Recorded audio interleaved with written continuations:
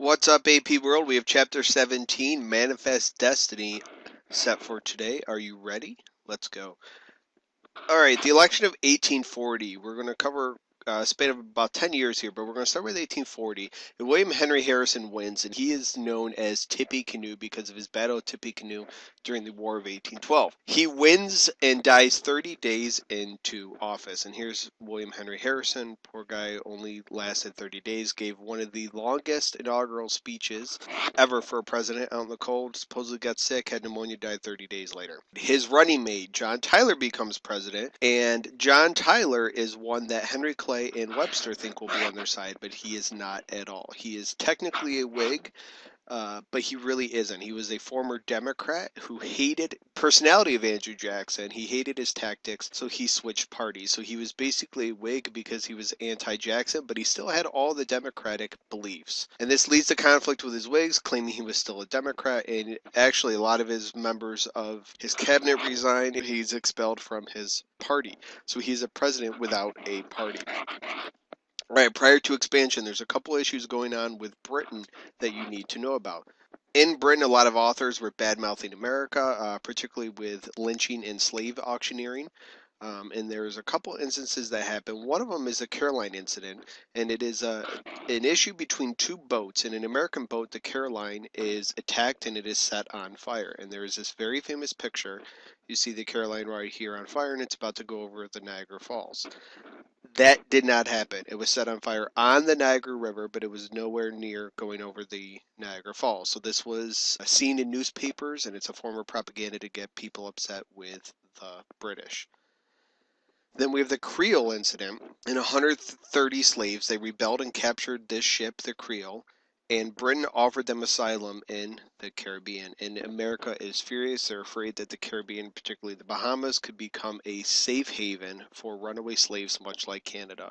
So the South is going to be very upset with Britain.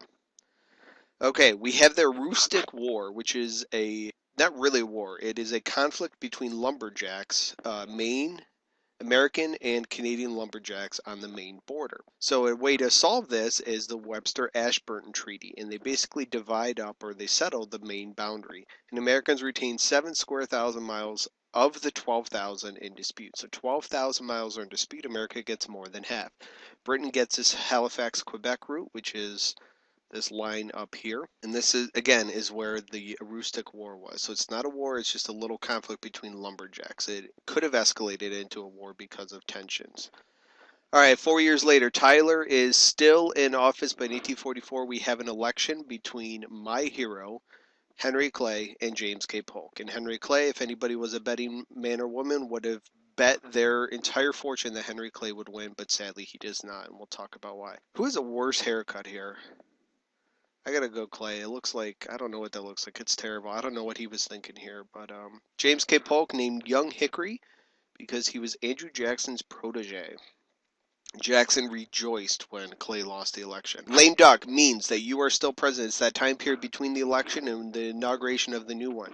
So Tyler, after he sees that James K. Polk is elected, believes that the country has given him a mandate to annex Texas. So the last couple of days of office, he does annex Texas. However, Texas is not added by a treaty. It's by a joint resolution. Too many Whigs in the Senate would have opposed it.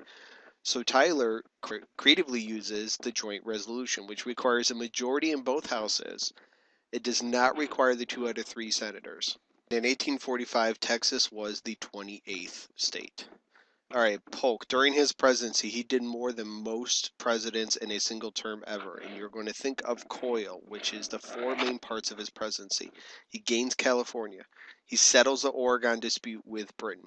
He restores an independent treasury, which is the Democrats' version of the Bank of the United States, essentially, and he lowered the tariffs. We will talk about this in coming chapters, but remember that Democrats want to see the tariff rates go down. If you're a Democrat, you want low tariffs. Democrats down, Democrats down, Democrats down.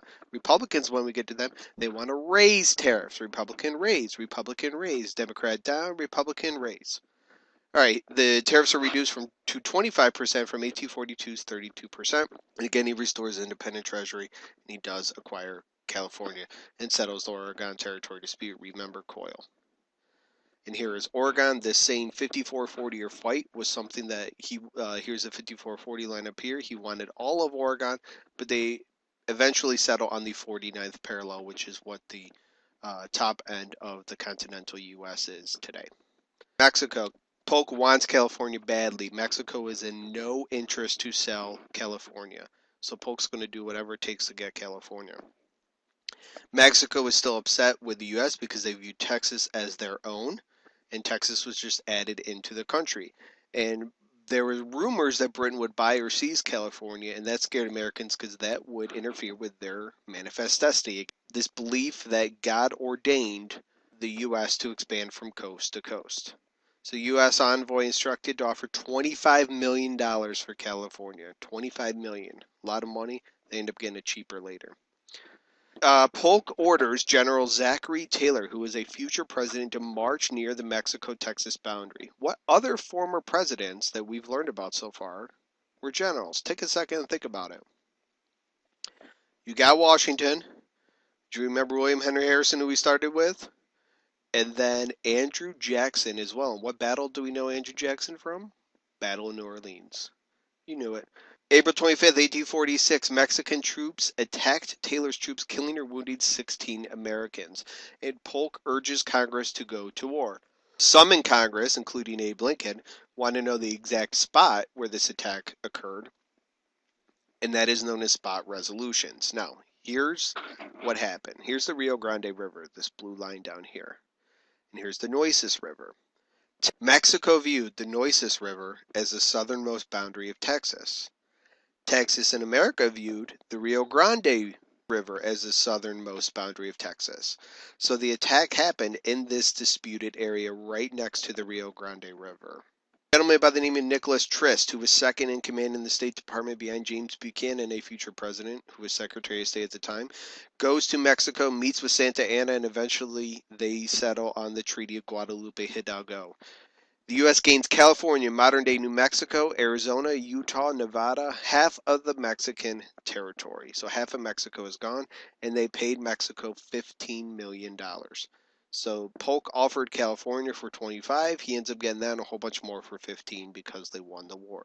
All of this land, with the exception of this dark black, we will get to that in chapter 18. That's called the Gadsden Purchase. And if you've never seen Jimmy Fallon do the Gadsden Purchase skit, please Google that. Jimmy Fallon Gadsden Purchase. It's fantastic. Wilmot Proviso. This will be huge for chapters 18 and 19.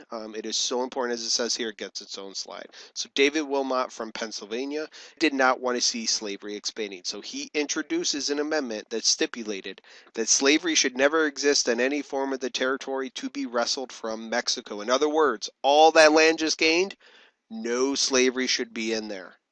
The Wilmot Proviso never passes Congress. It actually passes the House, but not the Senate. It never becomes a federal law, but is endorsed by most free states. And these ideas are later going to be adopted by the Free Soil Party. And the South hates this. They don't like this whatsoever. North is in favor of it for the most part. This increases tensions between the North and the South. That's it for Chapter 17. If you guys have any questions, please feel free to email me or leave them in the comments. Hope this helped. Have a good day, guys.